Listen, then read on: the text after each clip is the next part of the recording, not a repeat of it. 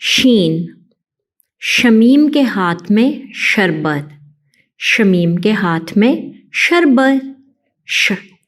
جی ہاں، مجھے تو شمیم اور شربت دونوں کے شروع میں ش کی آواز سنائی دے رہی ہے، اور یہ آواز ہے حروف تہجی کے رکن شین کی، اور یہ رہا شین۔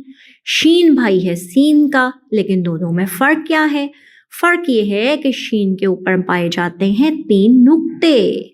شین کہتا ہے شمیم، شین کہتا ہے شربت، اور شین کیا کہتا ہے؟ شین کہتا ہے شیر، شاخ۔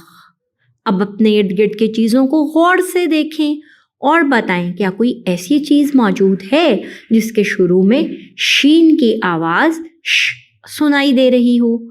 اور اب آپ نے کرنا کیا ہے؟ آپ نے کرنا یہ ہے کہ اپنی معلمہ کے ساتھ مل کر شربت تیار کرنا ہے۔